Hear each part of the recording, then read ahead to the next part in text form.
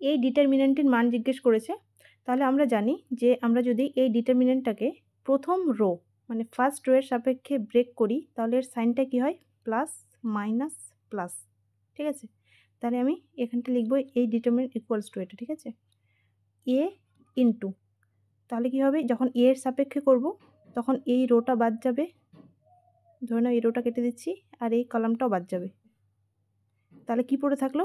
এই যে এখানটায় গুণ হবে, বি এর সাথে সি গুণ হবে, তাহলে এখানটায় হবে বিসি মাইনাস দিয়ে এই বি এর সাথে বি গুণ হবে, বি স্কোয়ার হয়ে গেল।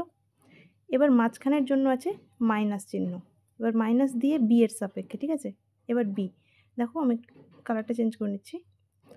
এখন আমি বিটা গিয়েছে সেকেন্ড রোতে, তাহলে এটা বাদ চলে যাবে, এই লাইনটা বাদ যাবে, আর এই রোটা আবার বাদ যাবে। তাহলে কী কী পড়ে থাকলো?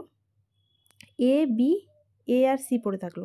ঠিক আছে? তাহলে গুণ করো কোনাগুনি, এসি হবে এখানটায়, এসি মাইনাস এটা পড়ে থাকবে এ বি, মানে যেটা পড়ে থাকছে ওটা গুণ করছে। ঠিক আছে? এবার লাস্টের চিহ্ন কি আছে? প্লাস। প্লাস কী দিয়ে হবে? প্লাস হবে, দাঁড়াও এক মিনিট, হ্যাঁ, এবার এই লাস্টে এ। ঠিক আছে? এবার এ দেখো, তাহলে এই এটাকে বাদ দেব, আর এই আবার যেহেতু আমরা ফার্স্ট রো এর সাপেক্ষে করছি সেই জন্য ফার্স্ট রোটা প্রতিবার বাদ যাচ্ছে। তাহলে এই যে এই ছোট ডিটারমিনেন্টটা পড়ে আছে, যেটাকে মাইনর বলা হয়, তাহলে এখানটায় হবে A B into A B. ঠিক আছে? এবার এটার ভ্যালুটা বার করে না হয়ে যাবে। তাহলে এখান থেকে কী পেলে?